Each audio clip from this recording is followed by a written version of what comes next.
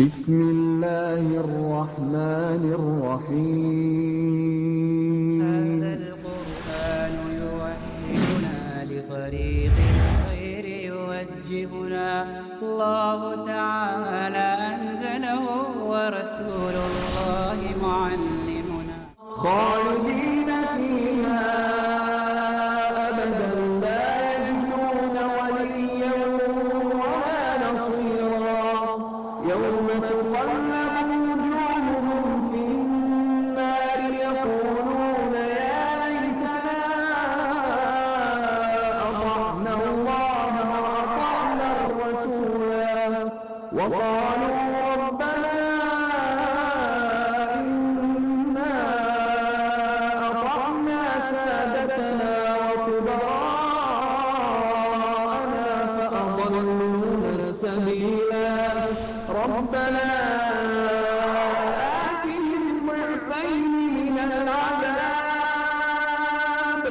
آتهم ضعفين من العذاب والعنهم لعنا كبيرا. اس سالہ نبوت کے دور میں اللہ کے حبیب علیہ الصلوۃ والسلام نے نہ اپنی ولادت کا جشن منایا، نہ ابراہیم علیہ الصلوۃ والسلام کی ولادت کا جشن منایا۔ اللہ کے نبی علیہ الصلوۃ والسلام ولادت کا جشن مناتے انبیاء کا نظر نہیں آتے، لیکن دوسری طرف اگر کوئی بات ثواب کی ہو، کوئی بات دین کی ہو، کوئی بات باعث اجر ہو تو اللہ کے رسول صلی اللہ علیہ وسلم کو چھوڑتے ہوئے بھی نظر نہیں آتے، جس سے وہ ہمیشہ ہمیش رہیں گے اور اپنا کوئی حامی یا مددگار نہ پائے۔ وہ دن ہوگا جس دن ان کے چہرے آگ میں الٹ پلٹ کیے جائیں گے۔ وہ کہیں گے اے کاش ہمیں اللہ اور رسول کی اطاعت کی ہوتی، اور کہیں گے ہم نے اپنے سرداروں اور بڑوں کا حکم مانا تھا تو انہوں نے ہمیں راہ سے بہکا دیا۔ اے ہمارے ان پر کتنا عذاب کر اور ان پر سخت لعنت فرما۔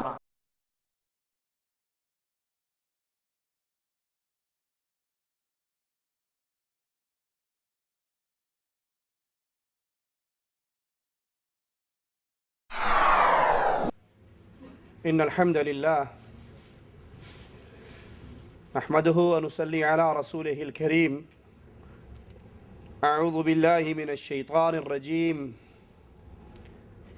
بسم الله الرحمن الرحيم. تلك أمة قد خلت لها ما كسبت ولكم ما كسبتم ولا تسألون عما كانوا يعملون.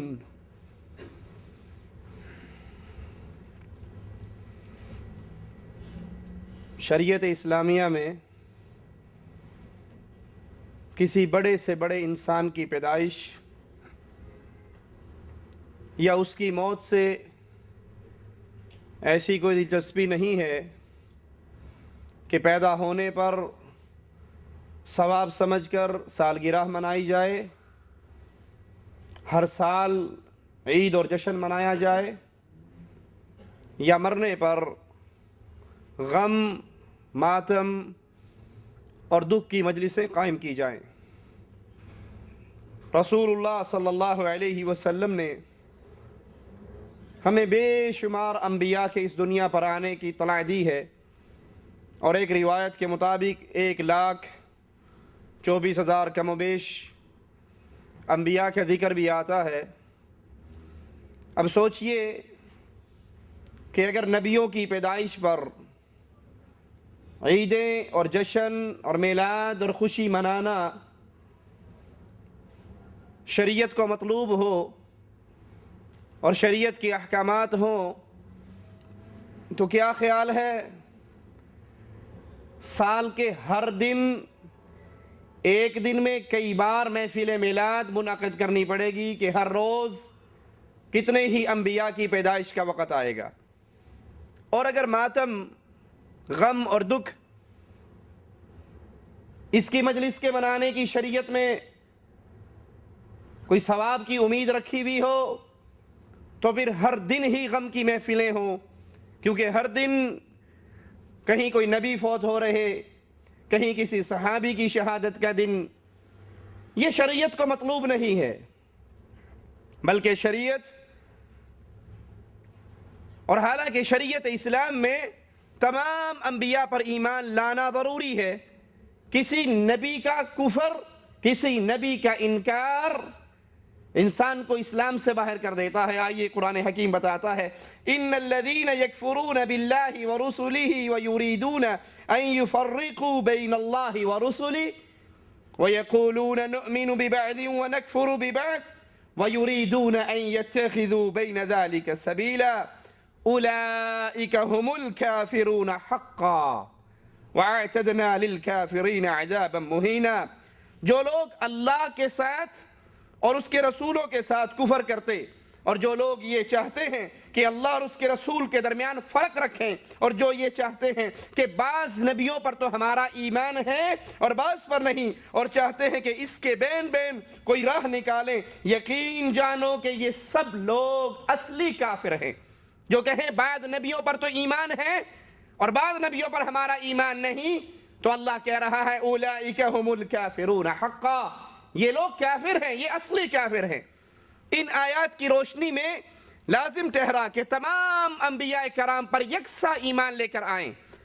اب اگر ہر نبی پہ ایمان لائیں اور نبی پہ ایمان لانے کا مطلب یہ ہے کہ نبی کی میلاد منائی جائے، نبی کا یوم پیدائش منایا جائے، نبی کی ولادت کے دن جشن منایا جائے، تو اللہ ہمیں صرف محمد رسول اللہ صلی اللہ علیہ وسلم پر ایمان لانے کا حکم نہیں دے رہا بلکہ تمام انبیاء پہ ایمان لانے کا حکم دے رہا ہے. جس طرح نبی کی ولادت کا جشن منانا اگر شریعت میں جائز ہوتا تو پھر صرف نبی تک بات نہ رکتی، یہ معاملہ تمام انبیاء کرام تک آتا تو پھر ایک ایک دن میں کئی محفلیں ہوتی.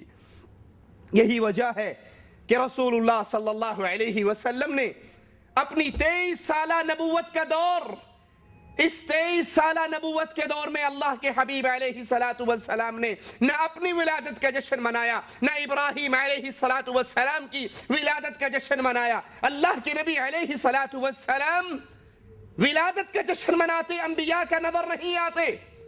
لیکن دوسری طرف اگر کوئی بات ثواب کی ہو، کوئی بات دین کی ہو، کوئی بات باعث اجر ہو تو اللہ کے رسول صلی اللہ علیہ وسلم اس کو چھوڑتے ہوئے بھی نظر نہیں آتے.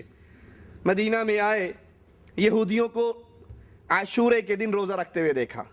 پوچھا یہ روزہ کیسا ہے، یہ کس چیز کا روزہ رکھتے ہو؟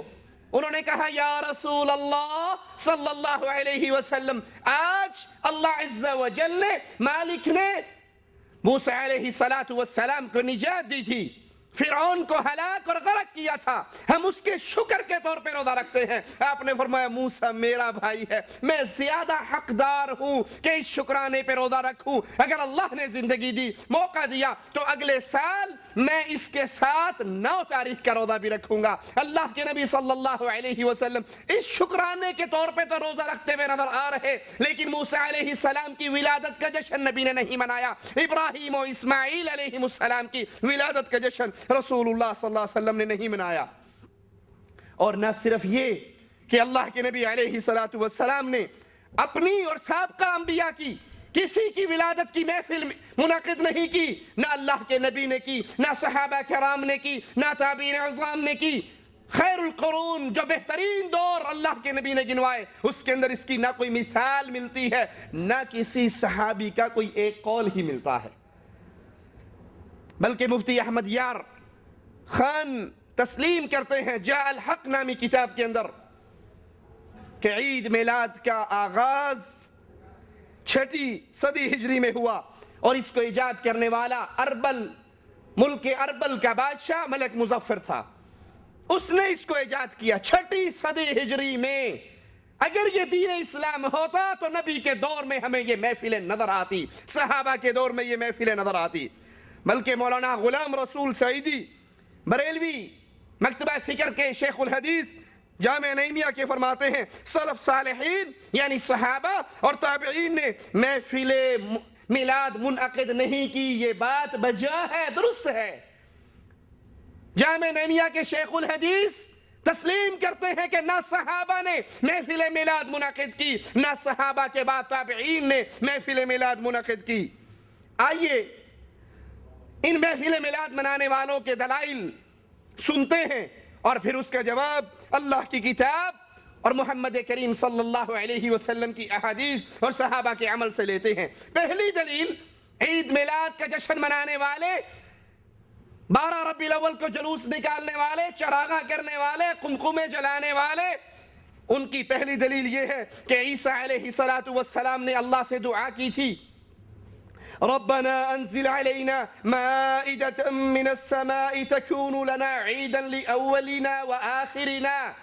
عیسیٰ علیہ السلام نے دعا کی، اے ہمارے رب، ہم پر آسمان سے کھانا نازل فرما کہ وہ ہمارے لیے، یعنی ہم میں جو اول ہیں اور جو آخر ہیں، بعد والے ہیں، سب میں خوشی کی بات ہو جائے۔ تو معلوم ہوا مائدہ آنے کا دن، جس دن وہ کھانا اترا، اس دن کو عیسیٰ علیہ السلام نے عید کا دن بنایا۔ اور آج بھی اتوار کے دن عیسائی اسی لیے عید مناتے ہیں کہ اس دن دسترخوان اترا تھا، اور حضور علیہ السلام کی تشریف آوری اس دسترخوان سے بڑھ کر نعمت ہے، لہذا ان کی ولادت کے دن بھی یوم العید منانا چاہیے۔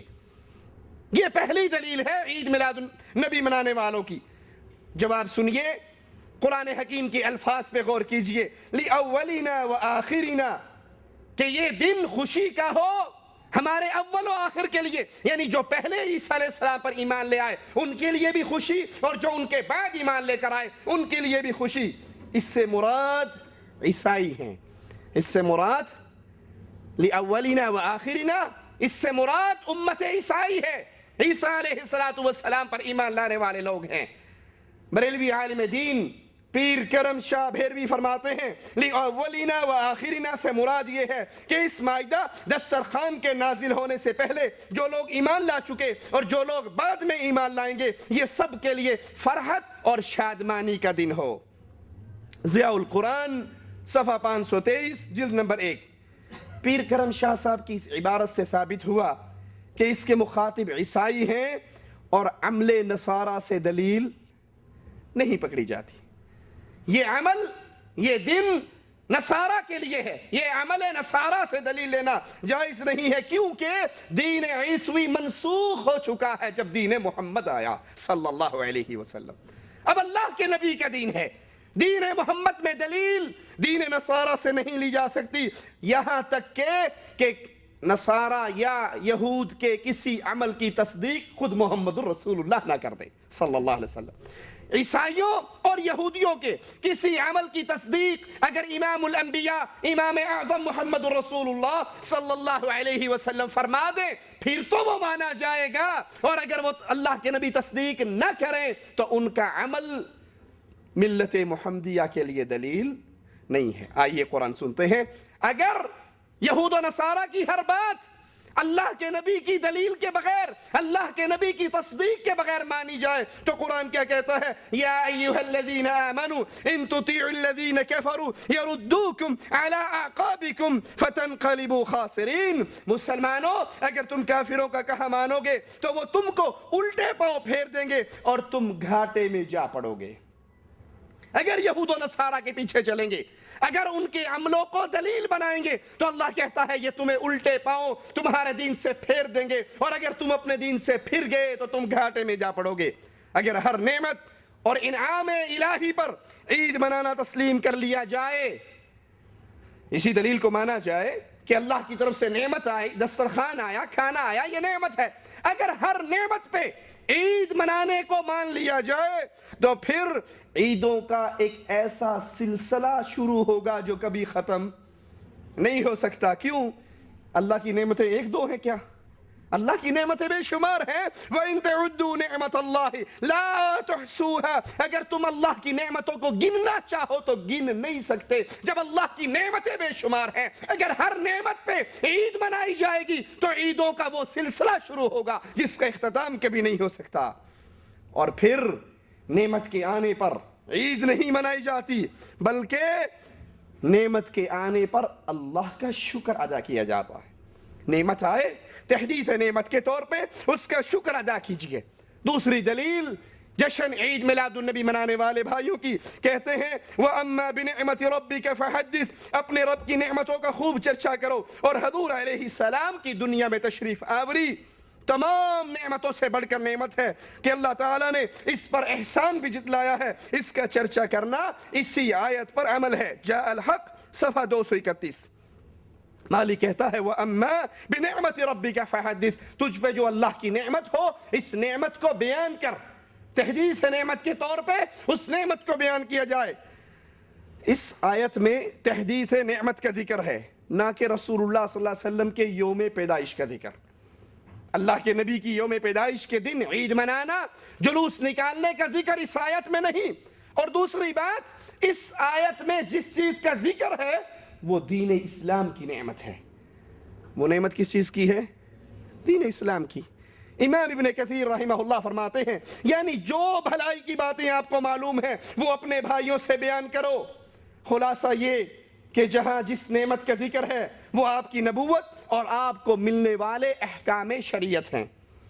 تیسری بات، اگر تسلیم کر لیا جائے کہ یہاں نعمت سے مراد وہ نعمت ہے جو رسول اللہ صلی اللہ علیہ وسلم پر اللہ نے کی، تو تب بھی یہ ہمارے مخالف نہیں اور مفتی صاحب کے موافق نہیں، کیونکہ یہاں نعمت کے اظہار کا ذکر ہے، نعمت پر عید منانے، بالخصوص عید میلاد النبی منانے کا ذکر نہیں، اور اظہار نعمت سے عید نہیں بلکہ اللہ کے احکامات کی پیروی سے ہوتی ہے۔ اظہار نعمت عید منانے سے نہیں ہوتی بلکہ اللہ کے حکموں پر چلنے سے ہوتی ہے۔ قرآن حکیم سنیے، فَكُلُوا مِمَّا رَزَقَكُمُ اللَّهُ حَلَالًا طَيِّبًا، کھاؤ جو اللہ نے تمہیں رزق دیا ہے حلال اور پاکیزہ، اس کو کھاؤ۔ وَاشْكُرُوا نِعْمَةَ اللَّهِ، اور اللہ کی نعمتوں کا شکر ادا کرو۔ إِن كُنتُمْ إِيَّاهُ تَعْبُدُونَ، اگر تم خالص اللہ کی عبادت کرتے ہو تو اللہ کی نعمتوں کا شکر ادا کرو۔ مفتی صاحب اس پر ایک اور دلیل دیتے ہیں، اور اس دلیل کو بیان کرنے سے پہلے ایک چھوٹی سی مثال جس کو اپنے ذہنوں میں بٹھا لیجئے۔ قرآن حکیم کی یہ جتنی آیات جس سے جشن عید میلاد النبی منانے والے بھائی دلیل پکڑتے ہیں، اس میں یہ اصول یاد کریں۔ قرآن حکیم کی یہ آیت کس پر نازل ہوئی؟ رسول اللہ صلی اللہ علیہ وسلم پر، اس پہ تو کوئی شک نہیں۔ بعد میں تو کسی پر نہیں آئی، اللہ کے نبی پر آئی۔ اللہ کے نبی نے اس آیت کو سن کر، پڑھ کر اپنے صحابہ کو اس کا مفہوم سمجھایا، اس پہ عمل کیا۔ اگر ان آیات سے جشن عید میلاد النبی ثابت ہوتا تو کیا رسول اللہ صلی اللہ علیہ وسلم نے ان آیات پر عمل کر کے جشن نہ منا کر نعوذ باللہ قرآن کی مخالفت کی؟ آپ کے شیخ الحدیث جامع نعیمیہ کے تسلیم کرتے ہیں اپنی کتاب میں کہ اس عید میلاد النبی کا آغاز 6 صدی ہجری میں ہوا۔ یہ جشن عید میلاد النبی مولانا الیاس قادری بھی تسلیم کرتے ہیں، نبی نے نہیں منایا، صحابہ نے نہیں منایا، صحابہ کے دور میں جلوس نہیں نکلے، چراغاں نہیں ہوئی، قمقمے نہیں لگے، سبز جھنڈے نہیں لہرائے گئے، یہ سارے عمل نہیں ہوئے۔ اگر یہ دین ہوتا، اس آیت سے مراد جشن عید میلاد النبی ہوتا تو یہ آیت سب سے پہلے رسول اللہ صلی اللہ علیہ وسلم نے پڑھی، اپنے صحابہ کو سنائی، آپ کے صحابہ نے اس پہ عمل کیا۔ اگر اس سے مراد جشن ہوتا تو قرآن پہ عمل کرتے ہوئے ابو بکر عمر عثمان و علی رضوان اللہ علیہم اجمعین عمل کرتے، جیسے باقی احکامات پر عمل کرتے تھے۔ نماز کی آیات اترتی، اللہ کے نبی کے صحابہ عمل کرتے، پردے کے احکامات اترے، مدینے کی عورتیں راتوں کو جاگ کر پردے کی چادریں سیتے ہوئے گزار دیتی ہیں اور فجر کی نماز چادروں میں لپٹ کے مسجد میں آتی ہیں۔ اگر اس سے مراد جشن میلاد النبی ہوتا تو کیا رسول کے صحابہ اس پہ عمل نہ کرتے؟ 600 سال کے بعد جشن عید میلاد النبی کا رواج ہوا۔ اس سے ثابت یہ ہوتا ہے کہ یہ ان آیات سے مراد وہ نہیں ہے جو یہ حضرات لیتے ہیں۔ مفتی صاحب ایک اور دلیل دیتے ہیں، کہتے ہیں آج کسی کے گھر فرزند پیدا ہو تو ہر سال اس کی تاریخ ولادت پر وہ سالگرہ مناتا ہے، جشن کرتا ہے۔ جاء الحق کتاب کا نام ہے، صفحہ 231 ہے۔ ہم کہتے ہیں بزرگوں، یہ جشن عید میلاد النبی کے دلائل آپ ہمیں دے رہے ہیں، اور ہمارے لیے جشن عید میلاد النبی کے لیے دلیل بچوں کی پیدائش پہ منائی جانے والی سالگرہ ہے، اور یہ سالگرہ محمد صلی اللہ علیہ وسلم کی شریعت میں موجود۔ کسی صحابی نے اپنے بچے کے پیدا ہونے پر سالگرہ نہیں منائی، نہ صحابہ نے منائی، نہ نبی نے منائی، نہ نبی نے اپنے بیٹوں کی منائی، نہ اپنی بیٹیوں کی منائی، نہ اپنی بیویوں کی منائی، نہ اپنے دامادوں کی منائی۔ اللہ کے رسول صلی اللہ علیہ وسلم سے کسی کی پیدائش پر سالگرہ منانے کی کوئی دلیل موجود نہیں ہے۔ جب یہ دلیل موجود نہیں ہے تو عید میلاد النبی کو سالگرہ کے نام سے کیسے ثابت کر سکتے ہو؟ یہ سالگرہ کن کی سنت ہے؟ عیسائیوں کی سنت ہے. یہ کرسمس ڈے، یہ سالگرہ، یہ مسلمانوں کے دین میں نہیں ہے، یہ کفار کے دین سے آئی ہے. ایک اور دلیل دیتے ہیں، فرماتے ہیں کسی کو کوئی ملک ملے، سلطنت ملے، تو ہر سال اس تاریخ پر جشن جلوس مناتا ہے. تو جس تاریخ کو دنیا میں سب سے بڑی نعمت آئی، اس پر خوشی منانا کیوں منع ہوگا؟ جاء الحق صفحہ 232. کہا کس کو حکومت ملے، کوئی ملک آزاد ہو، پاکستان آزاد ہوا 14 اگست کو، جشن مناتے ہو یا نہیں؟ انڈیا والے 15 اگست کو آزاد ہوئے، وہ بھی جشن مناتے ہیں. کہا جب ملکوں کا جشن منایا جا سکتا ہے تو رسول اللہ صلی اللہ علیہ وسلم کی پیدائش ان ملکوں کی سلطنت کی ملنے والی نعمتوں سے بڑی نعمت ہے، تو نبی کی پیدائش پہ بھی جشن منایا جائے گا. ہم عرض کرتے ہیں، ثابت کرنے لگے ہیں رسول اللہ صلی اللہ علیہ وسلم کی جشن ولادت کا جشن، اور دلیل ملی ہے ملکوں کے اور سلطنت کے ملنے کی. آئیے اسی دلیل کو مان لیتے ہیں. رسول اللہ صلی اللہ علیہ وسلم نے مکہ فتح کیا یا نہیں کیا؟ مدینے میں حکومت قائم ہوئی یا نہیں؟ تو جس دن مدینے میں اللہ کے نبی کی بیعت ہو رہی تھی، اس دن وہ دن ہر سال نہیں آتا رہا؟ کیا مدینے میں جشن ہوا؟ کیا فتح مکہ کا جشن ہوا؟ ارے تو مکہ کی بات نہیں، حضرت عمر رضی اللہ عنہ وارضاہ کے دور میں آدھی دنیا مسلمانوں نے فتح کر لی، ملکوں پہ ملک فتح ہو گئے، روم فتح ہو گیا، ایران فتح ہو گیا. حضرت عثمان کے دور میں بلوچستان تک فوجیں مسلمانوں کی پہنچ گئی. کفار کو کہنا پڑا اگر مسلمانوں کے پاس ایک عمر اور ہوتا پوری دنیا پر اسلام کا جھنڈا لہرا جاتا. یہ مسلمانوں نے ملکوں پہ ملک فتح کیے. تو کیا ملکوں کی فتح کا جشن خالد ابن ولید نے منایا، عمر ابن خطاب نے منایا، عثمان غنی نے منایا، حضرت علی نے منایا، امیر معاویہ رضی اللہ تعالیٰ عنہ، ان کے دور میں 64 لاکھ مربع میل اس دھرتی پر اسلام کا جھنڈا لہرا چکا تھا. کس ملک کا جشن منایا گیا؟ دوسری بات، ملکوں کا جشن آج بھی اگر کسی ملک میں منایا جاتا ہے تو آپ کبھی نہیں سنو گے کہ اس جشن کے منانے والے کہیں جو پاکستان کے جشن آزادی کے میلے میں شامل ہوگا اس کو جنت الفردوس مل جائے گی. کبھی سنا؟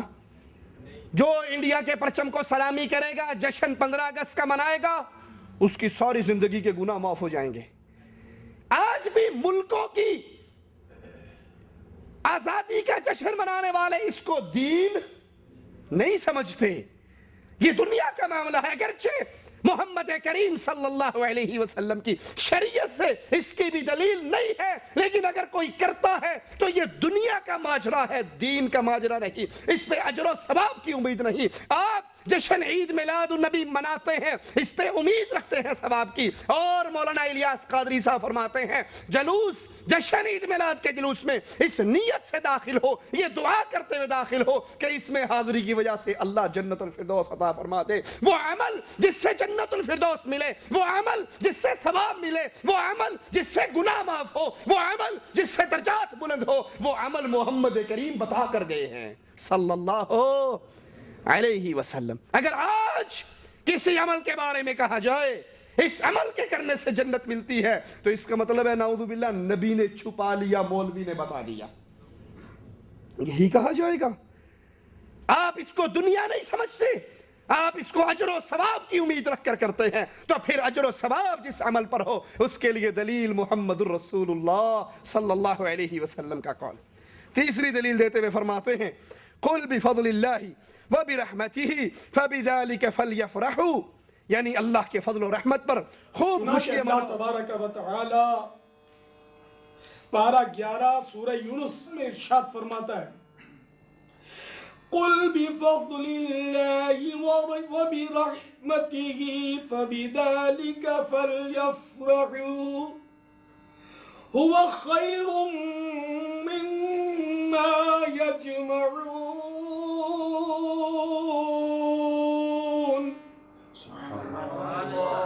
میرے آقا نعمت امام اہل سنت عظیم البرکت عظیم المرتبت پروانہ شفع رسالت مجدد دین و ملت امام عشق و محبت باعث خیر و برکت عالم شریعت پیر طریقت حامی سنت ماہی بدعت मौलाना शाह अहमद रजा खान अलैहि रहमतुर रहमान अपने शुअरा आफाक तर्जमा कुरान कंजुल ईमान में इसका तर्जमा कुछ यूं करते हैं, तुम फरमाओ अल्लाह अज़्ज़ा वजल ही के फजल और इसी की रहमत और उसी पर चाहिए कि खुशी करें,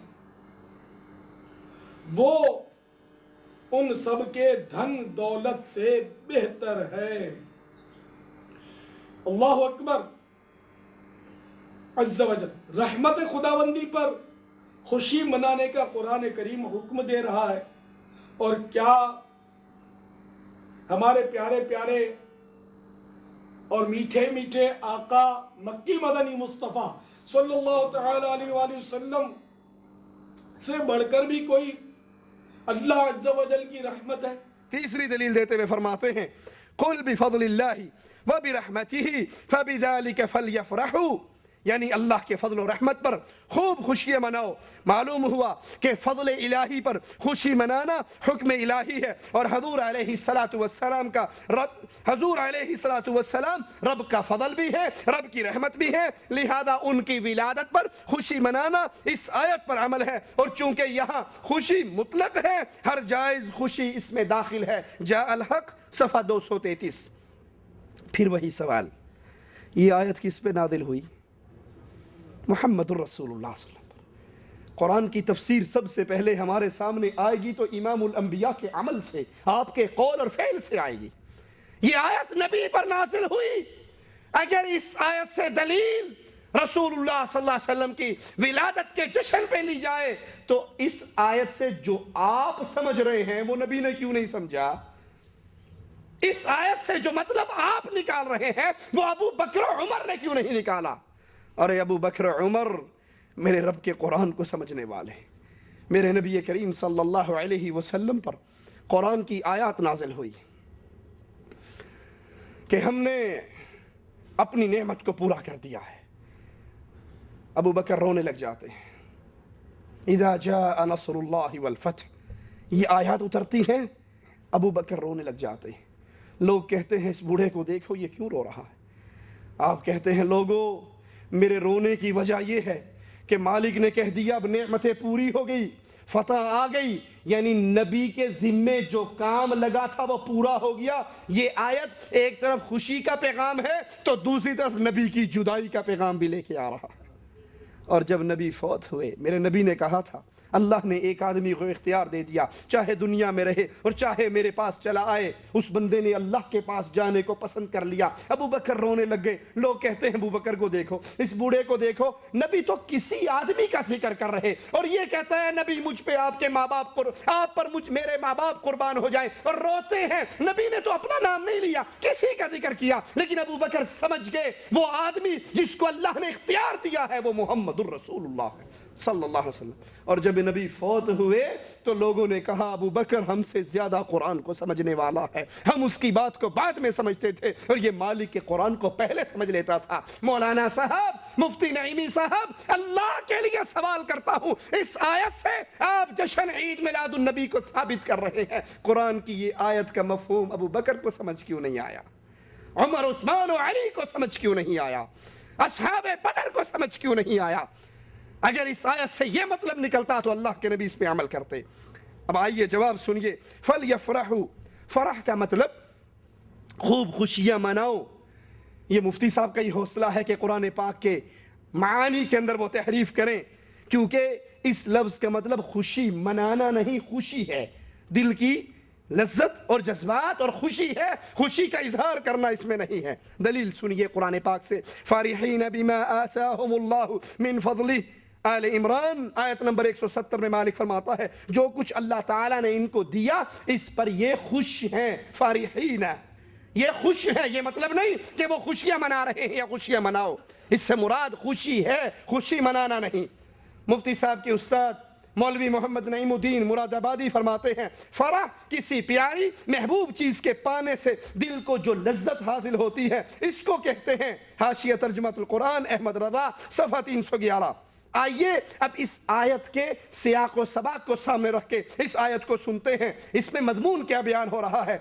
يا أيها الناس قد جاءتكم موعظة من ربكم وشفاء لما في الصدور وهدى ورحمة للمؤمنين قل بفضل الله وبرحمته فبذلك فليفرحوا هو خير مما يجمعون.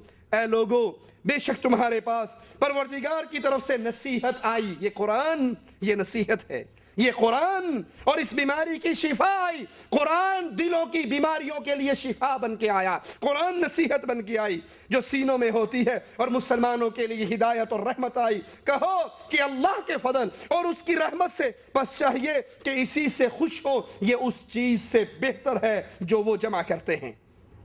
یہ قرآن پاک کی پوری آیت جس کا ایک ٹکڑا لے کے مولوی صاحب جشن عید میلاد النبی پر فٹ کرتے ہیں. آئیے اس کی تفسیر بریلویت کے معروف مفسر قرآن اور مفتی صاحب کے استاد مولوی نعیم الدین مراد آبادی صاحب پوچھتے ہیں. وہ کہتے ہیں اس آیت کا معنی یہ ہے کہ ایمان والوں کو اللہ کے فضل و رحمت پر خوش ہونا چاہیے کہ اس نے انہیں مواعظ اور شفا صدور اور ایمان کے ساتھ دل کی راحت اور سکون عطا فرمائی. حضرت ابن عباس، حضرت حسن، حضرت قتادہ نے کہا کہ اللہ کے فضل سے مراد اسلام ہے اور اس کی رحمت سے مراد قرآن ہے.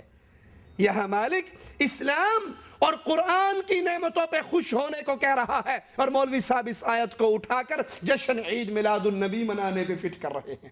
ابن عباس رضی اللہ عنہما اس آیت کی تفسیر میں کہتے ہیں کہ اللہ کے فضل سے مراد اسلام اور اللہ کی رحمت سے مراد قرآن حکیم ہے. حاشیہ کنز الایمان صفحہ 313. الفاظ قرآنی اور بریلویت کے مفسر قرآن کے بقول بھی آیت میں موجود لفظ فرحت کا تعلق قرآن سے ہے. لیکن یہ فرحت کس طرح ہو، یہ خوشی کس طرح ہو؟ چراغاں کر کے، جلوس نکال کے، عید میلاد النبی کے نام پہ عورتوں اور مردوں کو ایک سڑک پہ اکٹھا کر کے تنگ راستوں میں سے گزرتے ہوئے جلوس، اوپر سے کھڑکیوں میں عورتوں کی پھینکتی ہوئی پھولوں کی پتیاں اور نوجوانوں کے کسے ہوئے جملے، چہرے پہ سجی ہوئی نقلی داڑھیاں، ڈھول کی تاپ پہ رقص، انڈین گانے، بیت اللہ کا ماڈل، مسجد نبوی کا ماڈل، زمزم کے کنویں کا ماڈل. کیا اس آیت سے یہ مراد محمد کے صحابہ نے لی صلی اللہ علیہ وسلم؟ فرحت کو عید قرار دینا بھی غلط ہے. خوشی دل میں ہونا ایک اور معاملہ ہے، اور اس خوشی پہ عید کا دن منانا، عید کا جشن منانا ایک اور معاملہ ہے. کیونکہ اگر ایسا ہوتا تو صحابہ کرام قرآن کے نزول کے تکمیل نزول قرآن پر خوشی کا دن اور عید کا دن مناتے، اور اس کو عید کا دن قرار دیا جاتا، اور اس طرح مسلمانوں میں تیسری عید قرآن حکیم کی تکمیل کی دن، اس دن کو یوم عید منایا جاتا. دلیل سنیے. فرح المخلفون بمقعدهم خلاف رسول اللہ صلی اللہ علیہ وسلم. فرحت کا مطلب تہوار نہیں ہے، فرحت کا مطلب عید نہیں ہے، فرحت کا مطلب جشن نہیں ہے، جلوس اور چراغاں نہیں ہے. اس سے مراد صرف دل کے اندر وہ لذت ہے. قرآن بیان کرتا ہے فرح المخلفون بمقعدهم خلاف رسول اللہ صلی اللہ علیہ وسلم. میرے رسول علیہ السلام جب میدان جہاد کے لیے نکلتے ہیں تو پھر پیچھے رہ جانے والے منافق اپنے بیٹھے رہنے پہ خوش ہوتے ہیں.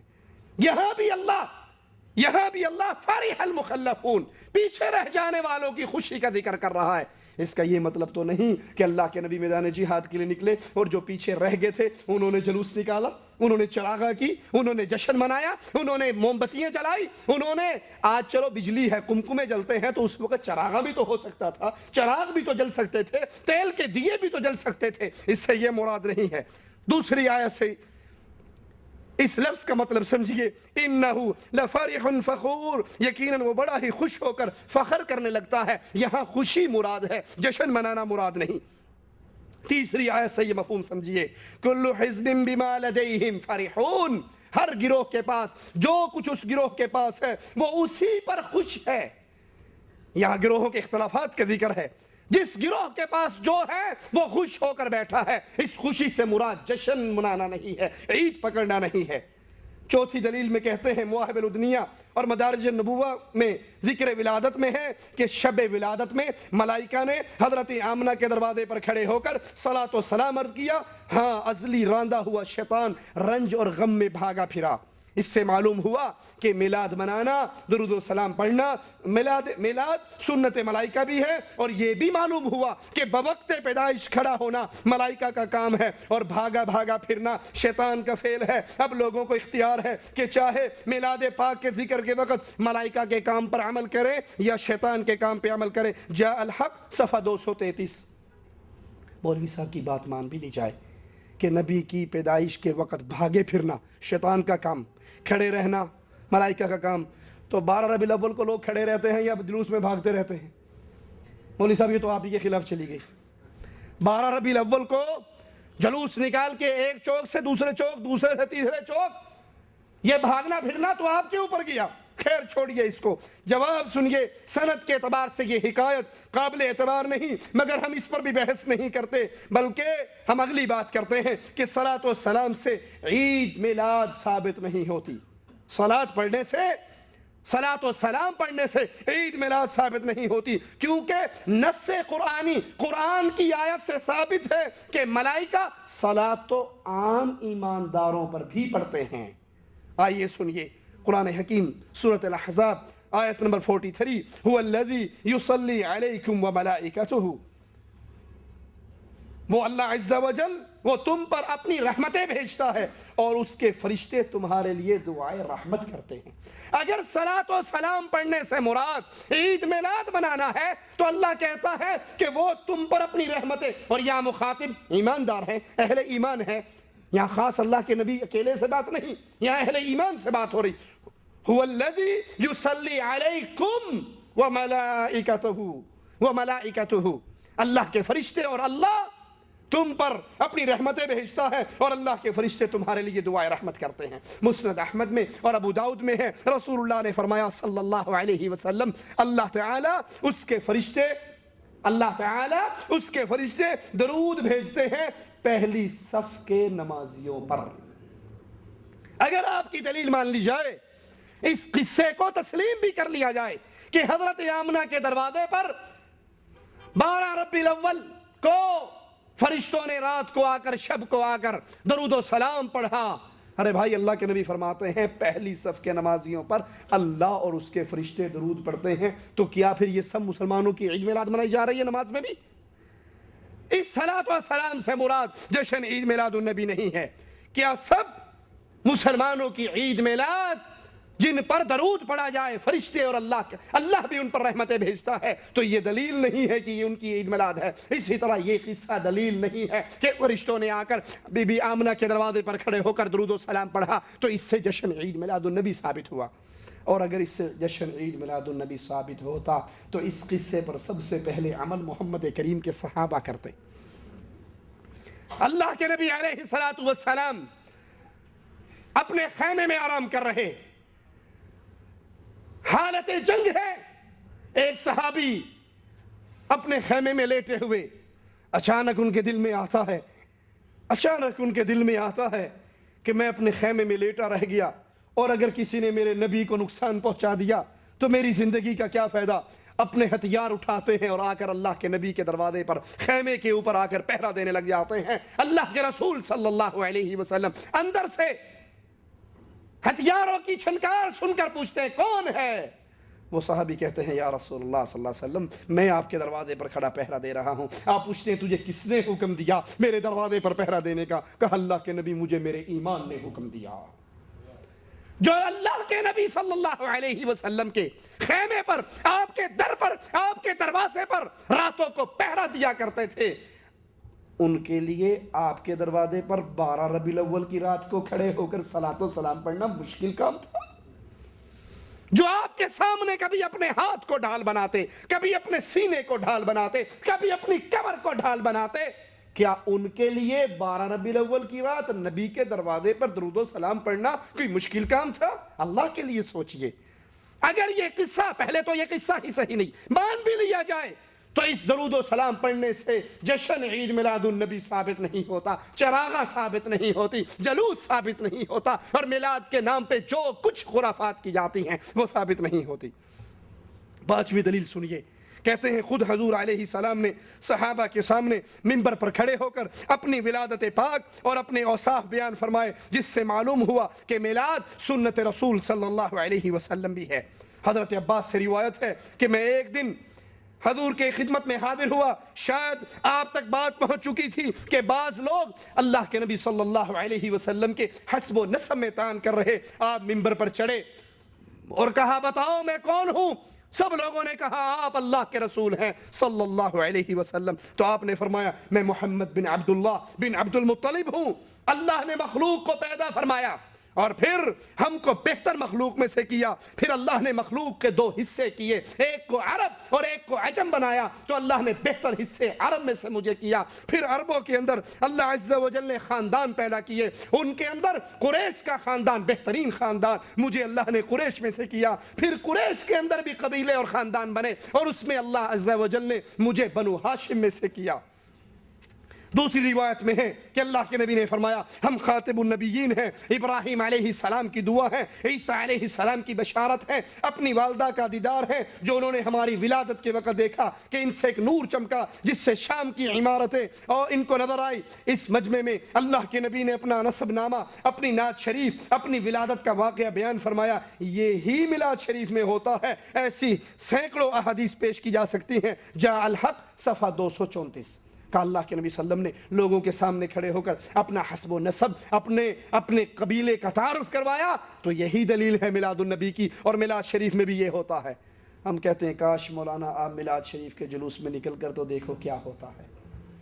میلاد شریف میں یہ نہیں ہوتا، اور دنیا کی بے حیائی کے سارے کام ہوتے ہیں۔ اس میں چمٹے بجتے ہیں، اس کے اندر گانے چلتے ہیں، اس کے اندر عورتیں بن سمر کے نکلتی ہیں، اس میں اوباش لڑکے میرے نبی کی داڑھیوں کا مذاق اڑاتے ہوئے نقلی داڑھیاں لگا کر میدان میں آتے ہیں۔ اس کے اندر کیا بے حیائی کا کام نہیں ہوتا۔ لیکن آئیے جواب سنیے، حسب و نسب میں طعن کرنے والے کون تھے؟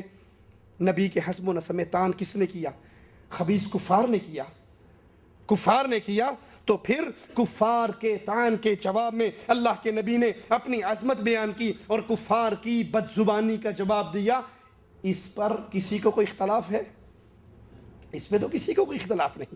یہ تو ہر مسلمان پر واجب ہے۔ اگر اللہ کے نبی صلی اللہ علیہ وسلم کی توہین کفار کریں، ڈنمارک کے کفار کریں، کوئی سلمان رشدی جیسا بے ایمان کرے، تو ہر مسلمان پر فرض ہے، عوام پر بھی فرض ہے اور علماء پر بھی فرض ہے کہ اللہ کے نبی صلی اللہ علیہ وسلم کے حسب و نسب کو، آپ کی سیرت کو، آپ کی پاک صورت کو بیان کر کے کفار کی بکواسات کا جواب دیا جائے۔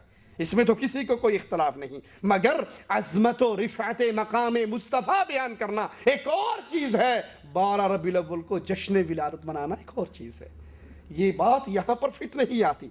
کیا اللہ کے نبی صلی اللہ علیہ وسلم نے، چلے اسی حدیث کو دلیل پکڑتے ہیں تو آگے آئیے، کیا رسول اللہ صلی اللہ علیہ وسلم نے ہر 12 ربیع الاول کو منبر پہ کھڑے ہو کر اپنا یہ حسب و نسب بیان کیا؟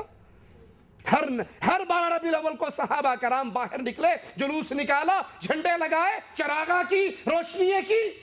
اللہ کے رسول صلی اللہ علیہ وسلم سے بھی یہ ثابت نہیں اور آپ کے صحابہ سے بھی یہ ثابت نہیں۔ یہ تو مسلمانوں کا فرض ہے، علماء کا بھی فرض ہے اور عوام کا بھی فرض ہے۔ اگر مسلمان سنے کہ ان کے نبی کی توہین کی جا رہی ہے تو مسلمانوں پہ فرض ہے وہ اپنے نبی کی عزت کو بیان کریں اور کفار کے منہ توڑ جواب دیں۔ مفتی صاحب کی چھٹی دلیل کہتے ہیں صحابہ کرام ایک دوسرے کے پاس جا کر فرمائش کرتے تھے کہ ہم کو حضور علیہ الصلوۃ والسلام کی نعت شریف سناؤ۔ اس سے ثابت ہوا میلاد سنت صحابہ بھی ہے۔ مشکات میں ہے، حضرت عطا فرماتے ہیں کہ میں عبداللہ بن عمر بن عاص کے پاس گیا اور کہا مجھے حضور کی وہ نعت سناؤ جو تورات کے اندر موجود ہے، جاء الحق صفحہ نمبر 234۔ آئیے اس کا جواب سنتے ہیں کہ امام الانبیاء محمد الرسول اللہ صلی اللہ علیہ وسلم کی سیرت طیبہ، آپ کے اخلاق، آپ کے کردار کو معلوم کرنا، پوچھنا، اس سے عید میلاد النبی کے ساتھ اس کی کیا نسبت ہے، کیا جوڑ ہے؟ یہ تو ہر روز ہزاروں نہیں، لاکھوں نہیں، کروڑوں مسلمان اپنے علماء سے نبی کی سیرت کے بارے میں سوال کرتے ہیں، نبی کی نماز کے بارے میں سوال کرتے ہیں، نبی کے اخلاق کے بارے میں سوال کرتے ہیں، کوئی نبی کے روزوں کے بارے میں سوال کرتا ہے، مسلمان حج میں نبی کے حج کے بارے میں سوال کرتے ہیں، کوئی نبی کے نکاح کے بارے میں سوال کرتا ہے، کوئی نبی سے طلاق کے مسئلے پوچھنے کے لیے علماء سے پوچھتے ہیں اللہ کے نبی نے اس میں کیا فرمایا۔ اس کا عید میلاد النبی سے کیا تعلق ہے؟ عید میلاد سے اس کا کوئی رشتہ نہیں۔ مسلمان اپنے نبی کے بارے میں معلومات حاصل کرتے ہیں کتابوں کے ذریعے، علماء کے ذریعے، اور یہاں بھی حضرت عطا عبداللہ بن عمر بن عاص کے پاس جا کر نبی کی وہ تعریفیں جو تورات کے اندر موجود تھی اس کا سوال کرتے ہیں۔ اس کا جشن عید میلاد النبی سے کیا رشتہ ہے؟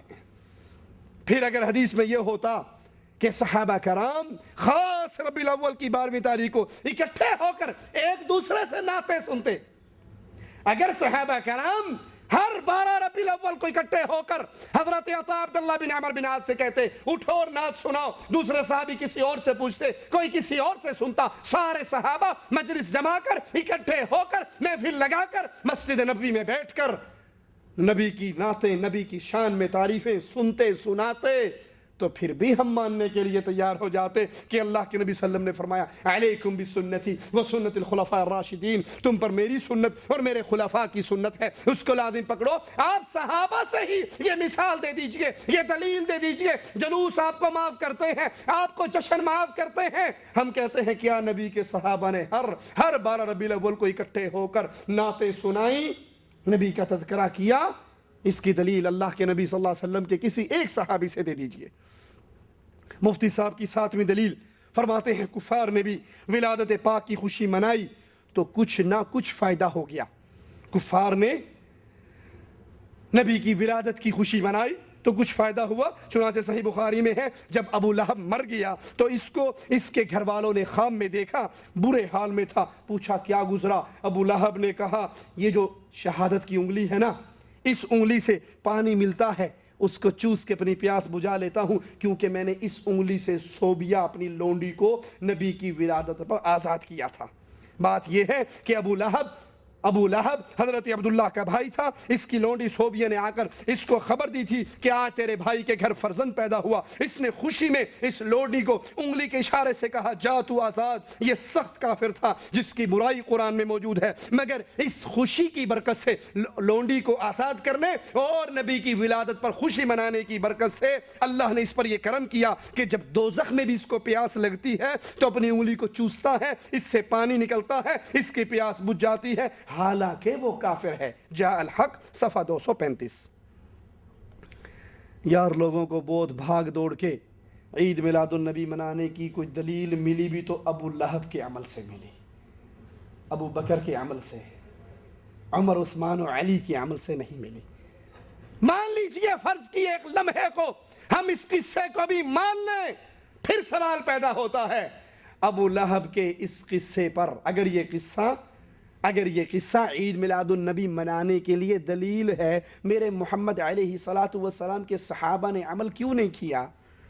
ہم پابند ہیں دین محمد کو ویسے سمجھنے کے جیسے میرے حبیب علیہ السلام نے اپنے صحابہ کو سمجھایا اور صحابہ نے اس پہ عمل کر کے دکھایا۔ آئیے جواب سنیے، شریعت کا کوئی حکم کسی شخص کے خواب سے ثابت نہیں ہوتا سوائے امام اعظم محمد رسول اللہ کے خواب سے صلی اللہ علیہ وسلم۔ کسی کے خواب سے شریعت کی کوئی بات ثابت نہیں ہو سکتی۔ ہاں میرے آقا امام الانبیاء کو اگر خواب بھی آتا ہے وہ نبی کا خواب بھی وحی ہوا کرتا ہے اور شریعت ہوا کرتی، لیکن نبی کے بعد یہ اتھارٹی کسی اور کو، اور اگر یہ اتھارٹی اوروں کو ملنے لگ جائے تو خواب دیکھنے والوں کی لائن اتنی لمبی لگے گی کہ سننے والے نہیں ملیں گے۔ ہر مولوی صبح اٹھے گا میں نے خواب آیا جی راتی یہ گل ہوئی سی، وہ کہتے ہیں کہ عورت کا خامند مر گیا بیچاری کا، صبح مولوی صاحب کا کھانے کا پروگرام بنا، اس کے پاس پہنچ گیا، کہنا بی بی میں نے خواب آیا ہے۔ کہتی مولوی صاحب کیا خواب آیا؟ کہ خواب میں تیرے خامند سے ملاقات ہوئی، جسم سے ننگا، سر سے ننگا، پاؤں سے ننگا، سردی ٹھنڈیا سے برا حال تھا اس کا، میرا تو مقتدی تھا نا، آج رات پھر خواب میں آئے گا، اس کا سوٹ، اس کی پگڑی، اس کی جوتی، او مینو دے دی میں اگے دے دیاں گا۔ بی بی نے جوتی اتاری، اس مولوی کے سر میں 4 ماری۔ کہتا مولوی صاحب کہتا بی بی تو کی کیتا، تجھے کیا ہوا، کیا کیا؟ کہتے مولوی صاحب میرا خامد راتی میرے خواب چ بھی آیا سی تو میں نے دس گیا سی بھی مولوی نے آ کے تینوں ڈرامہ کرنا ہے، 4 جوتے ماری۔ اگر یہ خواب دلیل ہو تو کھانے کے ڈھنڈورا پیٹنے والوں نے ایسی لمبی لمبی کہانی خواب کے نام پہ کھڑ لینی کہ مرید کھلا کھلا کے سارا سامان ختم کر دیں، مولویوں کا پیٹ نہیں۔ تو دیکھ لو، طاہر القادری صاحب کا خواب نہیں سنا آپ نے؟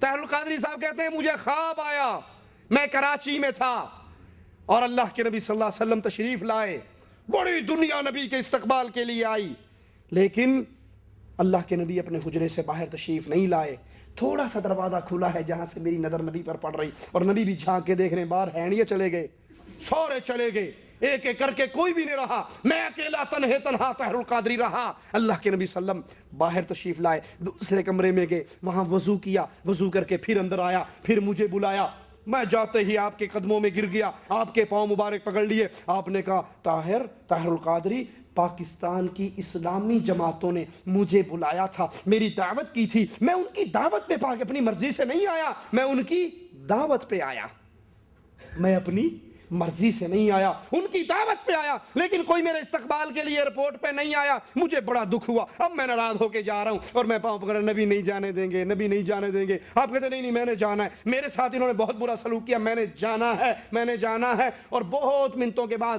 آپ کہتے ہیں، میں نے کہا اللہ کے نبی کوئی حل تو بتائیے آپ کے رکنے کا، کہا ایک ہی حل ہے۔ میں نے کہا اللہ کے نبی فرمائیے کیا حل ہے؟ کہا وہ حل یہ تو میرا میزبان بن جا اور پھر میں تیرا مہمان بن جاؤں گا، میرا ہوٹل، میری روٹی، مدینے کا بائی ایئر ٹکٹ ہے، اور جہاں جہاں پھروں گا وہ سارے خرچے تیرے ذمے، اگر تو قبول کرتا ہے تو میں تیرا مہمان بننے کے لیے تیار ہو جاتا۔ اب کہتا ہے لوگوں کو کہ دیکھو میں نے تو نبی کو وعدہ کر لیا، میرے پلے کوئی شے ہے نہیں، اس کا مطلب کیا ہوا؟ تسی دیو گے تو میں دیاں گا، میرے پاس تو کچھ نہیں، میں نے وعدہ کر لیا، یہ گل پکی کہ میں نے وعدہ کر لیا، لیکن میری جیب خالی ہے۔ انا للہ و انا الیہ۔ اور صوفہ یا کرسی کو صوفہ بڑا ہوا ہے، اس پہ آقا تشریف رکھتے ہیں، اور میں حضور علیہ السلام کے قدموں سے لپٹ کر حضور کے قدموں میں زمین پر بیٹھ جاتا ہوں، قدمین شریفین سے لپٹ کے نیچے بیٹھ جاتا ہوں، اور آقا گفتگو کا سلسلہ شروع فرماتے ہیں مجھے طاہر، میں اہل پاکستان کی دعوت پر اور یہاں کے دینی اداروں اور دینی جماعتوں اور علماء کی دعوت پر پاکستان آیا تھا، انہوں نے میری قدر نہیں کی، میری میزبانی نہیں کی، اور میں اب اہل پاکستان سے ناراض ہو کر واپس مدینہ جا رہا ہوں۔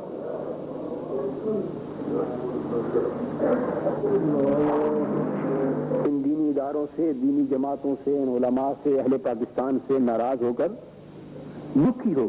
آپ نے فرمایا انہوں نے مجھے بڑا دکھ دیا ہے، انہوں نے مجھے بڑا دکھ دیا ہے، دعوت پہ بلایا ہے، میری میزبانی نہیں کی، یہاں تک فرمایا کہ بڑی تفصیلات بیان فرمائی، بڑی تفصیلات نہیں کی۔ ہاتھ جوڑتا ہوں، عرض کرتا ہوں آقا خدا کے لیے فیصلہ بدل لیجیے اور پاکستان چھوڑ کے نہ جائیے۔ آقا فرماتے ہیں نہیں، تمہیں معلوم نہیں طاہر، انہوں نے مجھے بڑا دکھ دیا ہے۔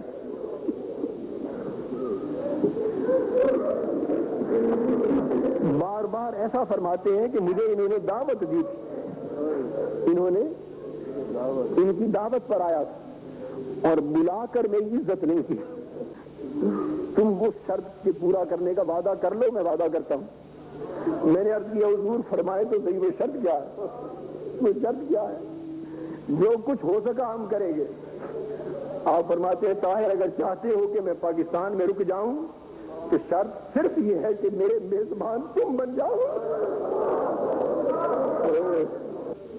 کہ میں مزید 7 دن اپنا قیام پاکستان میں تمہارے کہنے پہ روک کر لیتا ہوں، 7 دن مزید رہوں گا یہاں، میرا ٹھہرنے کا انتظام بھی تم نے کرنا ہوگا، میرے کھانے پینے کا انتظام بھی تمہارے سپرد ہوگا، پاکستان میں جہاں کہیں آؤں گا جاؤں گا وہ ٹکٹ اور انتظام آمد و رفت بھی تمہارے سپرد ہوگا، اور جب واپس مدینہ جانا ہوگا تو مدینے تک کا ٹکٹ بھی تم لے کر دو گے، یہ سارا انتظام تمہارے سپرد ہوگا، یہ وعدہ کر لو۔ میں نے عرض کیا حضور یہ سارا فرماتے ہیں پھر میرا وعدہ ہے کہ میں 7 دن جاؤں۔ اس وقت مجھے آقا نے فرمایا کہ تم اپنا ادارہ منہاج القرآن بناؤ، میں تم سے وعدہ کرتا ہوں تمہارے ادارے میں آؤں گا۔ اب آپ کو بھی فیصلہ کر سکتے ہیں، ایمان کا مسئلہ ہے۔ اور یہ جو کچھ پاکستان میں ہو گیا ہے دین کے ساتھ، یہ کیا سب اس امر کی طرف اشارہ نہیں تھا؟ جی اس امر کی طرف یہ اہل پاکستان سب کچھ آقا نے فرمایا، انہوں نے مجھے بڑا دکھ دیا ہے۔ دوستو مبارک ہو آپ کو کہ ان سب کے کیے کرتے کے بعد اب میزبانی حضور نے اپنی آپ کو سپرد کی، اس منہاج القرآن کو سپرد کی ہے میزبانی، اور وعدہ لیا ہے، آپ کی طرف سے وعدہ لیا ہے اس میزبانی کا۔ کیا مراد ہے اس میزبانی سے؟ کیا اسلام کا نفاذ مراد نہیں ہے؟ کیا اس سے مراد اسلام کا نفاذ نہیں ہے؟ اسلامی انقلاب نہیں ہے؟ کیا اس کے علاوہ کچھ؟ اس لیے دوستو اگر ہم اپنا تن من دن اسلامی انقلاب کے لیے نہیں لٹاتے تو ہمارا ایمان جاتا ہے۔ یہ خواب بناتے ہوئے اپنے ہی عقیدوں کو بھلا دیا۔ کیا؟ اللہ کے نبی فرمایا میں مدینے سے آیا، میرے استقبال کے لیے کوئی نہیں آیا، اب میں واپس جا رہا ہوں، جو آئے اور جائے وہ حاضر ناظر۔ یہ عید میلاد کے جلوس میں بھی آپ جاؤ گے نا، سنو گے لوگ رو رو کے کہہ رہے ہیں میٹھے کی آمد مرحبا، پیارے کی آمد مرحبا، مدنی کی آمد مرحبا، نبی کی آمد مرحبا۔ جشن ولادت نبی کی آمد ہے، آج جشن ولادت نبی کی آمد ہے، آقا مرحبا، مدنی مرحبا، عربی مرحبا، کی مرحبا، آقا کی آمد مرحبا، داتا کی آمد مرحبا، جھوم کے بولو مرحبا، جھوم کے بولو مرحبا، جھوم کے بولو۔ ارے بھائی آمد اس کی ہوتی ہے جو پہلے موجود نہیں ہو، جو پہلے موجود ہو وہ آیا نہیں کرتا، اور جو حاضر ناظر ہو وہ جایا۔ اور تحلق قادری سے کہتے ہیں ٹکٹ دیو بھائی، یہ ٹکٹ ریٹرن میں نے دینا ہے، نبی سے وعدہ کیا ہے۔ جو آئے وہ جایا نہیں کرتا، جو جائے وہ حاضر ناظر نہیں ہوا کرتا۔ اللہ کے لیے اپنے عقیدوں پہ، یہ تمہارا عقیدہ ہے، شریعت سے ثابت نہیں لیکن تمہارا عقیدہ ہے، اپنے عقیدوں پہ غور کرو۔ جب تم کہتے ہو سنا ہے ہر عاشق کے گھر تشریف لاتے ہو، ہمارے گھر میں بھی ہو جائے چراغا یا رسول اللہ، نیچے سارے کھڑے ہوئے پکارتے ہیں یا رسول اللہ۔ ارے بھائی آپ کہتے ہیں آپ آؤ ہمارے گھر میں چراغا ہو جائیں، جو نبی آئے وہ پہلے موجود، کبھی کچھ پیش کرتے، کبھی کہتے ہیں دم بدم پڑھو درود حضور بھی ہیں، کبھی کہتے ہیں آنا ہے کہ بیٹا نہیں آنا ہونا کوئی نہیں، یہ تھے پہلے دیے تھے۔ آپ جو عقائد اپنے خوابوں میں پیش کر رہے، اپنے جلسوں میں پیش کر رہے، وہ تو آپ کے اپنے عقیدے سے ٹکرا رہا ہے۔ اور نبی نے کہا بقول تحلق قادری صاحب کے کہ میں آیا پاکستان کی اسلامی جماعتوں کی دعوت پر، میرا کسی نے استقبال نہیں کیا ہے، تو نبی عالم الغیب نہیں تھے، نبی کو پتہ نہیں تھا میں جاؤں گا میرا استقبال کوئی نہیں کرے گا، پھر آپ آئے کیوں؟ اب جو جانے کی بات کر رہے ہیں پھر آئے کیوں؟ کہا مجھے ٹکٹ چاہیے، ہوٹل کا سسٹم، کرایہ، یہ سب تیرے ذمہ۔ ارے تمہارا عقیدہ تو یہ ہے بھائی کہ اللہ کے رسول صلی اللہ علیہ وسلم کون ہیں؟ مختار کل، زمین و آسمان کے سارے خزانوں کی کنجی ہے نبی کے پاس، مختار کل۔ مدینہ ریٹرن ٹکٹ تحلق قادری سے کیوں مانگ رہا ہے؟ خواب دلیل نہیں سوائے خواب محمد الرسول اللہ کا صلی اللہ علیہ وسلم، وہ شریعت کا حکم ہوا کرتا ہے، وہ وحی ہوا کرتا ہے۔ میرے نبی کے خواب کے علاوہ کسی کا خواب شریعت کے اندر کوئی اتھارٹی نہیں رکھتا۔ اور پھر یہ خواب دیکھا کس نے؟ حضرت عباس رضی اللہ عنہ وردہ نے۔ لیکن حضرت عباس نے بھی یہ خواب کب دیکھا؟ جب تک وہ مسلمان، حالت کفر میں حضرت عباس نے اس خواب کو دیکھا۔ تو پھر جب حضرت عباس مسلمان ہو گئے، مسلمان ہونے کے بعد انہوں نے اس خواب کو، جس خواب کی دلیل مفتی صاحب جاء الحق اپنی کتاب میں دے رہے عید میلاد النبی پر، اس خواب کو دیکھنے والے عباس رضی اللہ عنہ وارضا، حضرت عباس نے اس خواب کو بنیاد بنا کر خود جشن عید میلاد النبی کیوں نہیں منایا؟ جس کے خواب کی دلیل آپ ہمیں دے رہے، حضرت عباس نے خود اس خواب کو دیکھا، پھر اسلام قبول کیا، مسلمان ہو کر حضرت عباس نے نہ چراغاں کیا، نہ بتیاں جلائی، نہ قمقمے لگائے، نہ جلوس نکالے، نہ جشن عید میلاد النبی منائی، اور نہ جشن عید میلاد النبی نہ منانے والوں کو ابلیس اور شیطان کہا۔ پھر کیونکہ حضرت عباس جانتے تھے کہ ابو لہب نے جو لونڈی آزاد کی ہے وہ اس خوشی میں نہیں کی کہ میرے بھائی کے گھر ایک نبی اور ایک رسول پیدا ہوا، اس خوشی میں کی، اس نے تو رشتہ داری کی خوشی میں کی کہ میرا بھائی فوت ہو گیا، میری بھاوج بیوہ ہے، اس کے گھر میں ایک بیٹا پیدا ہوا، اس نے رشتہ داری کی خوشی میں لونڈی کو آزاد کیا، نہ کہ رسول اللہ صلی اللہ علیہ وسلم کی پیدائش کی کہ میرے بھائی کے گھر نبی پیدا ہوا، رسول پیدا ہوا۔ اگر یہ معاملہ ہوتا تو ابو لہب خود بھی کلمہ پڑھتا، اس نے تو اللہ کے نبی صلی اللہ علیہ وسلم کی باتوں کو سن کر کہا تھا تیرے ہاتھ ٹوٹ جائیں، کیا اس مقام کے لیے تو نے ہمیں جمع کیا ہے؟ اور پھر مالک نے جواب دیا تھا تبت یدا ابی لہب وتب، میرے نبی کو کوسنے دینے والے تیرے ہاتھ ٹوٹ جائیں، تو برباد ہو جائے۔ اور قرآن کا اعجاز، قرآن کی عظمت کو بھی سائے سے سمجھنا۔ کفار مکہ کہا کرتے تھے نا یہ قرآن محمد صلی اللہ علیہ وسلم خود بیٹھ کے لکھ لیتا ہے، خود جوڑ لیتا ہے، یا اس کو جن ہے نعوذ باللہ، یا اس کو کوئی پڑھا دیتا ہے۔ اگر یہ ماجرا تھا، اگر وہ نبی کو جھوٹا ثابت کرنا چاہتے تو ابو لہب تو ہی کلمہ پڑھ لیتا، اوپر سے ہی کلمہ پڑھ لیتا۔ کلمہ پڑھنے سے نبی کی توہین اور نبی کا انکار تو ہو جاتا، اس قرآن کا جھوٹا ہونا تو ثابت ہو جاتا نا کہ قرآن میں تو اللہ کے نبی نے ہمیں سنایا تبت یدا ابی لہب وتب، یہ برباد ہوا، یہ اور اس کی بیوی جہنم میں جائیں گے، اس کا مال اس کو فائدہ مند نہیں ہوگا۔ اور اگر ابو لہب کلمہ پڑھ لیتا تو قرآن، یہ قرآن کا اعجاز ہے، یہ سورت اترنے کے باوجود ابو لہب کافی عرصے تک زندہ رہا لیکن اس کو کلمہ نصیب نہیں ہوا۔ تو ابو لہب نے یہ خوشی منائی کس چیز پر؟ اپنے گھر اپنا بھتیجا پیدا ہونے پر۔ یہ خواب نص قرآنی کا بھی مخالف ہے کیونکہ قرآن مجید نے صاف کہہ دیا دوزخیوں کو وہ کھانا ملے گا جس سے نہ ان کی بھوک ختم ہوگی، نہ ان کی پیاس ختم ہوگی، نہ ان کے جسم میں موٹائی آئے گی، نہ وہ موٹے ہوں گے۔ لا یسمن ولا یغنی من جوع، وہ جو کھانا کھائیں گے اس سے نہ ان کے جسم فربا ہوں گے، موٹے تازہ ہوں گے، نہ ان کا بھوک میں وہ کام دے گا۔ اس آیت کی تفسیر میں مفتی صاحب کے استاد فاضل مراد آبادی لکھتے ہیں یعنی ان سے غذا کا نفع حاصل نہ ہوگا کیونکہ غذا کے دو ہی فائدے ہیں، ایک بھوک کی تکلیف کو رفع کرتی ہے اور دوسرا بدن کو فربا کرتی ہے۔ یہ دونوں وصف جہنمیوں کے کھانے میں نہیں ہیں بلکہ وہ شدید عذاب میں ہیں۔ ایک اور مقام پہ غور کیجئے، لا یذوقون فیہا بردا ولا شرابا، اللہ عز و جل اہل نار کا قصہ بیان کر رہا ہے، ان کی حالت کہ اس میں کسی طرح کی ٹھنڈک کا مزہ نہ پائیں گے اور نہ کچھ پینے کو ملے گا۔ اہل جہنم کو پینے کو کچھ نہیں ملے گا، قرآن کا فیصلہ۔ لیکن مفتی صاحب کہتے ہیں کہ نہیں، ابو لہب اپنی انگلی چاٹے گا اور اس میں سے اس کو پانی ملے گا۔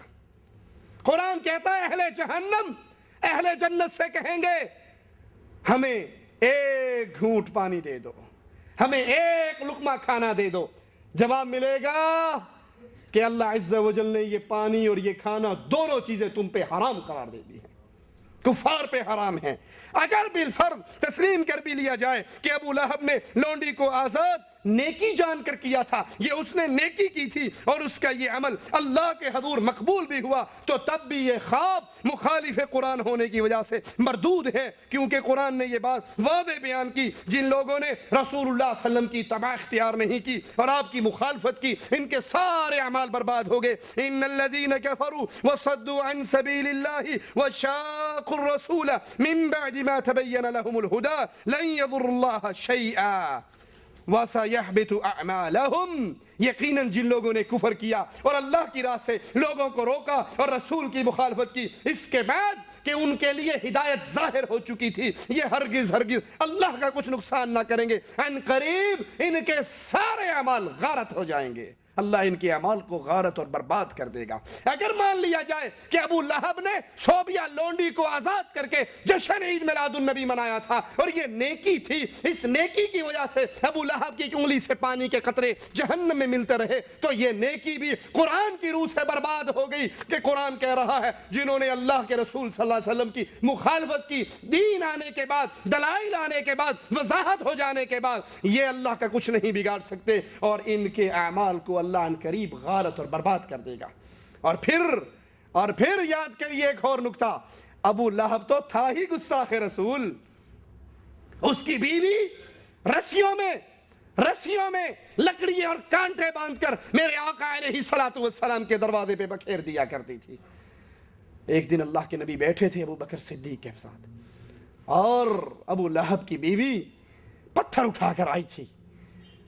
اللہ کے نبی بیٹھے ہوئے، ابو بکر نے کہا آقا یہ اللہ کی دشمن آ رہی ہے، اور آ کر ابو بکر کے سامنے کھڑی ہو کر کہتی کہاں ہے تیرا دوست؟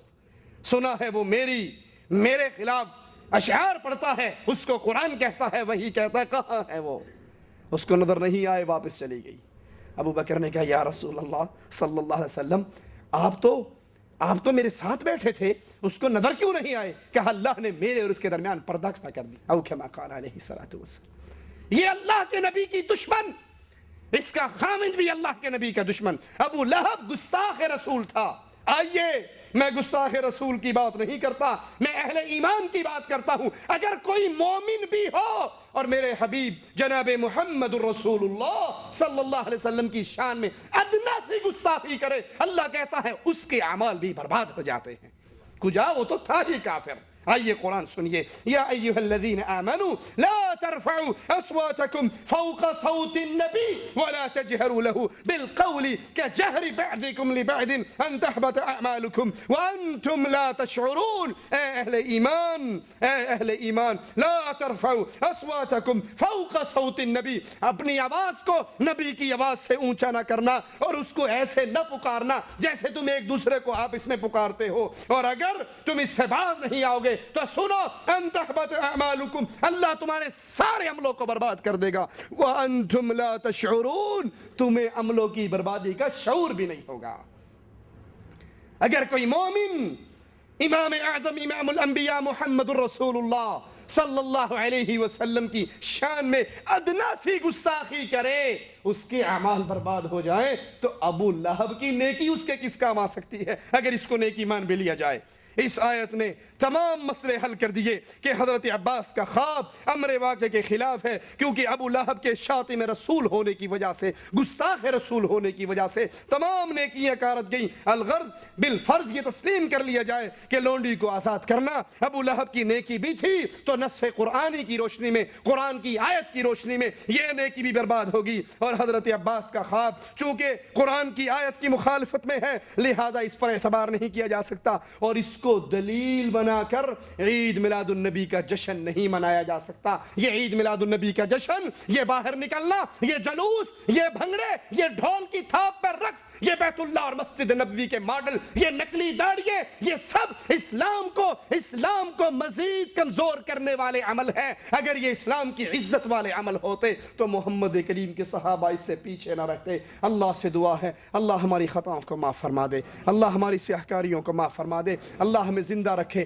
اسلام پہ رکھے، اللہ ہمیں موت دے اس حال پہ دے، اللہ ہم سے راضی ہو، ہم اپنے اللہ سے راضی ہوں، اللہ ہمیں دین محمد پہ قائم اور دائم فرما، اللہ ہمیں سنت رسول علیہ السلام پہ قائم فرما، اللہ ہمیں جب تک زندہ رکھنا اپنی توحید کے عقیدے پہ رکھنا، نبی کی اتباع کی سنت کے راستے پہ چلاتے ہوئے رکھنا، اور اللہ جب ہمیں تو موت دینا اس حال میں دینا، اے میرے خالق، اے ہمارے مالک، اے ہمارے داتا، اے ہمارے غوث اعظم، اس حال میں اپنے پاس بلانا تو ہم سے راضی ہو اور ہم تجھ سے راضی ہوں۔ مالک اس حال میں موت دینا کہ ہم اپنی زندگی کے بہترین ایام تیری عبادت میں اور تیرے نبی کی اطاعت میں گزار رہے ہوں، ادھر ہماری روح نکل رہی ہو، ادھر ہمارے لیے جنت کے فیصلے ہو رہے ہوں۔ اقول قولی ھذا واستغفر اللہ لی ولکم ولسائر المسلمین فاستغفروہ انہ هو الغفور الرحیم۔